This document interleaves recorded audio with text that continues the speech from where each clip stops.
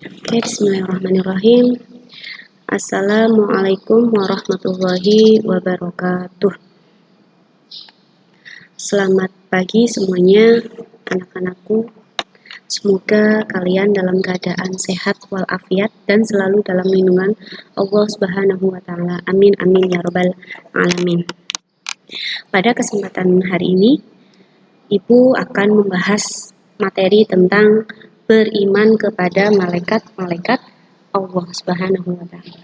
Ya, sebelumnya Ibu akan mempertanyakan tentang apa yang akan kalian lakukan jika kalian berada di sebuah tempat atau sebuah ruangan yang di dalamnya itu terdapat CCTV.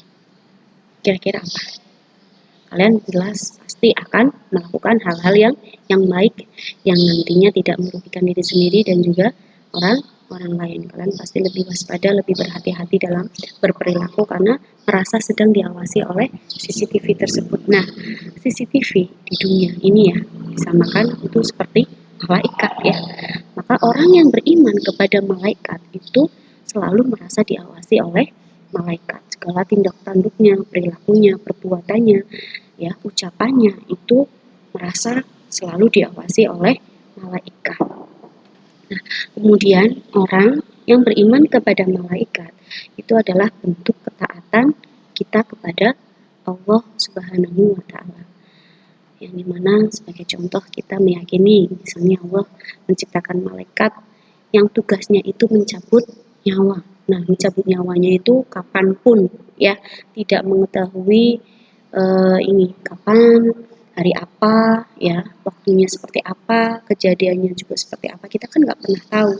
Kalau kita meyakini hal tersebut, maka kita senantiasa akan selalu berbuat baik, berhati-hati dalam melakukan perbuatan supaya kita nanti kalau sedang dicabut nyawanya itu maunya dalam keadaan yang baik, dalam keadaan tidak melakukan kemaksiatan, ya, itu.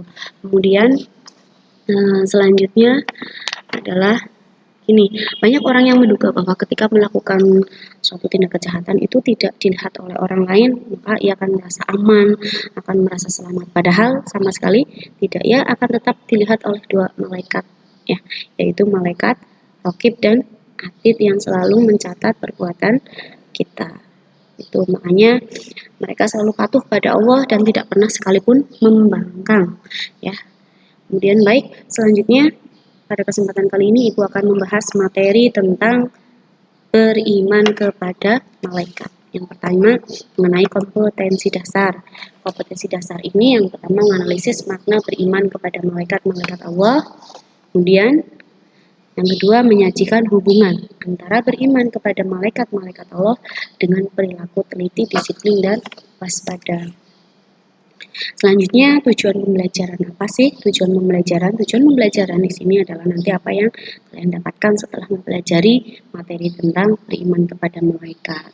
Untuk itu setelah mempelajari materi tentang beriman kepada malaikat, bertujuan itu bisa menjelaskan definisi malaikat dengan benar serta didik. Atau kalian semuanya bisa nanti menjelaskan makna, pengertian ya tentang malaikat dengan benar. Kemudian selanjutnya setelah belajar tentang beriman kepada malaikat, maka kalian bisa menjelaskan perbedaan antara malaikat, jin, dan manusia dengan tepat. Ya, kemudian selanjutnya setelah kalian belajar tentang beriman kepada malaikat, kalian bisa menyebutkan jumlah malaikat dan tugas-tugasnya dengan benar. Ya, lanjut, ada peta konsep. Tujuannya untuk mempermudah dalam memahami materi ini dengan tema malaikat selalu bersamaku. Nanti yang dibahas yang pertama tentang memahami makna beriman kepada malaikat. Yang kedua, nama-nama malaikat dan juga tugasnya. Dan yang ketiga, perilaku yang mencerminkan iman kepada malaikat. Nah, yang pertama kita akan bahas tentang apakah pengertian iman kepada malaikat. Nanti dijelaskan pengertian iman dulu. Iman secara bahasa artinya adalah percaya atau yakin. Percaya dan yakin itu makna dari iman. Kemudian yang kedua, nanti menurut Muhammad Quraisy Shihab, kata malaikat berasal dari bahasa Arab. yaitu malaikah atau malaika yang merupakan bentuk jama dari kata malak, malakun, yang terambil dari kata la'aka yang berarti menyampaikan sesuatu. Jadi malak atau malaikat adalah makhluk yang menyampaikan sesuatu dari Allah Subhanahu wa taala.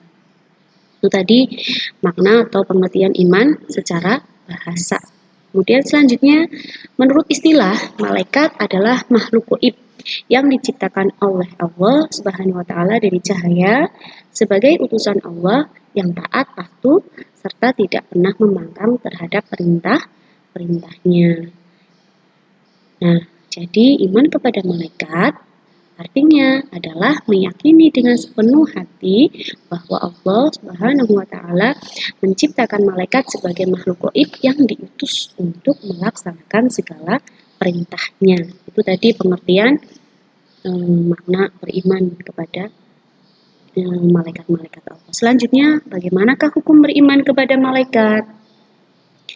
Beriman kepada malaikat itu hukumnya adalah fardu ain. Fardu ain artinya adalah wajib bagi setiap muslim. Wajib setiap muslim itu mempercayai adanya iman kepada malaikat. Nah, hal ini berdasarkan pada Quran surat Al-Baqarah ayat 285 yang akan Ibu bacakan. A'udzubillahi minasyaitonirrajim. Bismillahirrahmanirrahim. Amanar rasulu bima unzila ilaihi min rabbih wal mu'minun kullun amana billahi wa malaikatihi wa kutubihi wa rusulihi la nufarriqu baina ahadin min rusulih wa qalu sami'na wa ata'na ghufranaka rabbana wa ilaikal masir. Yang artinya Rasul Muhammad beriman kepada apa yang diturunkan kepada Al-Quran dari Tuhannya. Demikian pula orang-orang yang beriman. Semua beriman kepada Allah, malaikat-malaikatnya, kitab-kitabnya, dan Rasul-Rasulnya. Mereka berkata, kami tidak membeda-bedakan seorang pun dari Rasul-Rasulnya. Dan mereka berkata, kami dengar dan kami taat. Ampunilah kami, ya Tuhan kami, dan kepadamu tempat kami kembali. Hadis riwayat Bukhari dan Muslim, yang artinya ini juga menjelaskan tentang hukum beriman kepada malaikat ya.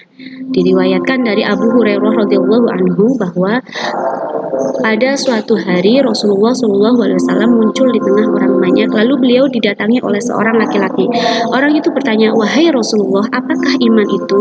Beliau menjawab, iman adalah kamu harus percaya kepada Allah, malaikat-malaikatnya, kitabnya, pertemuan dengannya, rasul-rasulnya, dan hari kebangkitan di akhirat nanti. Itu tadi hukum beriman kepada malaikat yang diwajibkan, yaitu fardu ain. Selanjutnya, Bu Guru akan menjelaskan tentang perbedaan malaikat dengan manusia dan jin. Nah, perbedaan antara malaikat dengan manusia dan jin ini adalah dilihat dari penciptaannya dulu ya. Yang pertama dari asal kejadiannya. Nih, malaikat diciptakan dari nur. Nur itu artinya adalah cahaya. Kemudian jin diciptakan dari api dan manusia diciptakan dari tanah. Ya, kenapa manusia diciptakan dari tanah? Karena segala sesuatu yang kita makan itu asalnya dari tanah. Padi ya, kita makan nasi. Nasinya itu berasal dari padi, padi tumbuhnya di tanah. Kita makan daging ya, daging ayam misalnya. Ayamnya makan sesuatu yang ada di tanah ya. Makanya kita tercipta dari tanah bukan berarti kita diciptakan dari tanah liat, bukan ya. Kemudian selanjutnya yang kedua adalah malaikat termasuk makhluk gaib, jin makhluk gaib, dan manusia makhluk yang terlihat atau terlihat kasat mata. Nah, gaib ini tidak bisa terlihat oleh panca indera kita. Lanjut yang ketiga, malaikat selalu patuh dan taat kepada perintah Allah. Jin dan manusia ada yang taat, ada yang patuh, dan juga ada yang durhaka kepada Allah Subhanahu wa taala. Kemudian selanjutnya yang keempat, malaikat tidak makan dan tidak minum, jin dan manusia makan dan minum.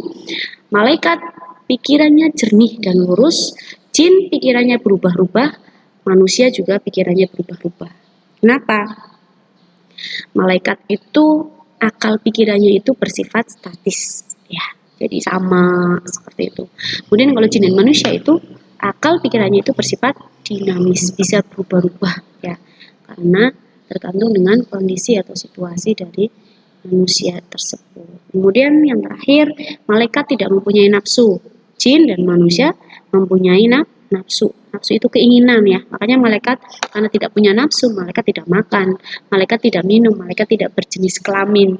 Malaikat itu tidak punya keturunan ya. Kemudian kalau jin itu dan manusia itu karena punya nafsu, maka mereka bisa makan, bisa minum, kemudian bisa punya jenis kelamin dan punya keturunan. Itu tadi perbedaan malaikat, manusia dan jin. Selanjutnya kita akan bahas tentang jumlah malaikat. Kira-kira ada berapa ya jumlah malaikat yang ada di dunia ini? Ternyata jumlahnya itu banyaknya dan tidak bisa terinci. Yang hanya tahu itu hanya Allah Subhanahu wa taala dan juga Rasulnya. Ya, yang hanya tahu hanya Allah dan Rasul. Kenapa dikatakan Rasul itu mengetahui jumlah malaikat ini? Ada di sebuah hadis, perhatikan hadis dari Ali radhiyallahu anhu yang artinya dari Ali berkata, aku mendengar Rasulullah Shallallahu alaihi wasallam bersabda, barang siapa mengunjungi saudaranya sesama muslim, maka seakan ia berjalan di bawah pepohonan surga hingga ia duduk, jika telah duduk maka rahmat akan melingkupinya. Jika mengunjunginya di waktu pagi, maka 70.000 malaikat akan bersolawat kepadanya hingga sore hari, dan jika ia mengunjunginya di waktu sore, maka 70.000 malaikat akan bersolawat kepadanya hingga pagi hari. Hadis riwayat Ibnu Majah. Nah, di sini dijelaskan bahwa Allah itu menciptakan malaikat itu jumlahnya tidak terhitung, sangat banyak ya, yang tugasnya juga nanti membantu Allah ya. Banyaknya jumlah malaikat itu menggambarkan betapa maha kuasanya Allah, karena jumlah malaikat yang sedemikian banyaknya sangat mudah bagi Allah untuk mengetahui gerak-gerik serta tingkah laku manusia. Namun demikian, umat Islam diperintahkan untuk mengetahui dan mengimani 10 nama malaikat dan tugasnya secara langsung pada manusia. Kenapa hanya 10 malaikat yang wajib kita imani? Sebab 10 nama tersebut itu terdapat dalam Al-Quran dan hadis Rasul. Ke-10 nama malaikat tersebut yang wajib kita imani dengan tugasnya masing-masing, yang dijelaskan bahwa tugas malaikat yang 10 ini tugasnya berkaitan langsung dengan manusia. Itu 10 nama malaikat dan tugasnya. Selanjutnya kita bahas. Yang pertama, malaikat Jibril. Nah, dengan malaikat Jibril itu diberi gelar Ruh Al-Amin atau Ruh Al-Qudus, yang tugas utamanya adalah menyampaikan wahyu dari Allah kepada para nabi dan rasulnya. Nah, tugas yang lain, malaikat Jibril ini adalah menemani Nabi Muhammad itu melakukan Isra Mi'raj ya, sampai Sidratul Muntaha. Nah, ini nanti Bu Guru ada pertanyaan untuk kalian, karena tugasnya malaikat Jibril ini menyampaikan wahyu kepada Nabi, dan nabinya kan terakhir Nabi Muhammad ya. Nah, nanti kira-kira tugasnya malaikat Jibril itu apa ya? Itu nanti buat tugasnya kalian mencari tahu. Yang kedua, malaikat Mikail itu tugasnya adalah di sini menurunkan rezeki atau menurunkan hujan dan membagi-bagikan rezeki lebih tepatnya ya. Jadi kita mendapatkan rezeki dari Allah itu melalui malaikat Mikail, dan hujan juga diturunkan lewat malaikat Mikail. Itu tugasnya malaikat Mikail. Yang ketiga adalah malaikat Israfil. Malaikat Israfil ini tugasnya adalah meniup sangkakala ya. Sangkakala ini adalah trompet suci yang terletak di bibirnya selama berabad-abad itu. Nanti kalau diperintahkan sama Allah untuk ditiupkan sangkakala tersebut, maka terjadilah bencana besar, artinya terjadi kiamat, hari kiamat. Jadi tiupan yang pertama dari trompet suci ini atau sangkakala ini adalah untuk menghancurkan seluruh bumi beserta isinya, yang menandakan terjadinya hari kiamat. Nanti kalau sudah mati semuanya, kemudian ditiupkan kembali. Itu untuk membangkitkan kembali orang-orang makhluk Allah yang sudah mati ya, untuk mempertanggungjawabkan segala amar perbuatannya di dunia. Nah, ini kan malaikat Israfil tugasnya meniup sangkakala ya. Selanjutnya ini ada malaikat Israil. Ini yang sering tertukar ya namanya. Israil itu tugasnya adalah mencabut nyawa, mencabut semua makhluk, termasuk juga mencabut nyawa atau dirinya sendiri ya. Malaikat Israil ini biasa disebut dengan malaikat maut Kemudian selanjutnya yang kelima, malaikat mungkar dan nakir. Mungkar dan nakir tugasnya adalah menyoal dalam kubur. Artinya adalah mereka yang tugasnya untuk bertanya kepada orang yang sudah mati di alam kubur, ya. Malaikat mungkar nakir itu yang menanyakan nanti manusia ketika sudah meninggal, sudah mati di kubur, nanti bertemu dengan malaikat mungkar nakir yang menanyakan 3 pertanyaan. Siapa Tuhanmu? Siapa nabimu? Apa agamamu? Ya, di mana kiblatmu? Siapa saudaramu? Kemudian kalau orang soleh pasti bisa menjawab atau meresponnya dengan baik dan benar, ya, maka Allah akan memberikan nikmat kubur. Nah, sebaliknya kalau tidak bisa menjawab pertanyaan tadi yang disebutkan, maka mendapatkan siksa di alam kubur. Lanjut yang ke-6, itu ada malaikat raqib. Malaikat raqib ini tugasnya adalah mencatat amal kebaikan kita seluruhnya, yang baik, yang paling kecil sampai yang paling besar, itu semuanya dicatat oleh malaikat raqib. Malaikat raqib itu berada di sisi kanan kita yang setiap hari mengawasi kita. Kemudian selanjutnya ada malaikat atid, itu adalah tugasnya mencatat amal buruk atau amal jahat. Kalau kita melakukan kesalahan, kejahatan, keburukan, itu maka ditulis oleh malaikat atid, ya. Lanjut yang ke-8, yang ke-9 itu malaikat Ridwan. Tugasnya menjaga pintu surga. Nah, ini malaikat yang paling kita ingin bertemu adalah malaikat Ridwan nanti, ya. Karena kalau masuk surga pasti bertemu dengan malaikat Ridwan. Dan malaikat yang paling kita takutin untuk bertemu adalah malaikat Malik. Yang terakhir adalah menjaga pintu neraka.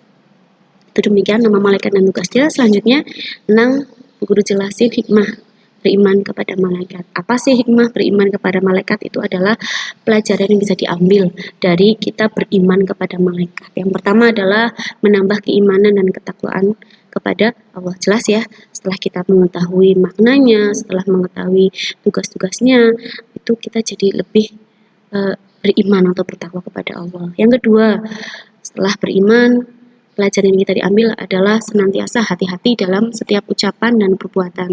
Sebab segala apa yang dilakukan manusia tidak luput dari pengamatan malaikat Allah Subhanahu wa Ta'ala. Yang ketiga, menambah kesadaran terhadap alam wujud yang tidak terjangkau oleh panca indera.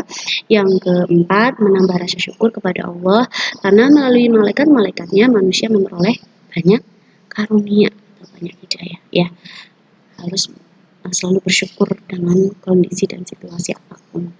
Kemudian selanjutnya yang kelima, menambah semangat dan ikhlas dalam beribadah walaupun tidak dilihat oleh orang lain ketika melakukannya. Kan tadi malaikat yang selalu mencatat amal kebaikan, makanya jadi lebih semangat dan lebih ikhlas. Selanjutnya, menumbuhkan cinta kepada amal soleh karena malaikat selalu siap mencatat amal kebaikan. Nah, di sini nih penting, ketika kita sudah berhikmah beriman kepada malaikat, maka cinta kepada amal soleh. Yang terakhir, semangat giat dalam berusaha karena tidak ada rezeki yang diturunkan oleh malaikat Allah tanpa usaha dan kerja keras. Dan yang terakhir, ada 7 perilaku yang mencerminkan iman kepada malaikat dalam kehidupan sehari-hari. Yang pertama, taat pada perintah Allah dan Rasul, menghindari perbuatan dosa, selalu mendoakan kebaikan bagi diri sendiri dan orang lain, menyempurnakan ibadah, rajin bersedekah, memperbanyak sholawat. Nah, yang terakhir ini cermin kita beriman kepada malaikat itu adalah dengan menjenguk orang sakit, ya. Karena kalau menjenguk orang sakit itu tercatat dalam amal yang baik, ya. Menjenguk orang sakit otomatis nanti mendoakan agar orang tersebut cepat sehat kembali, ya.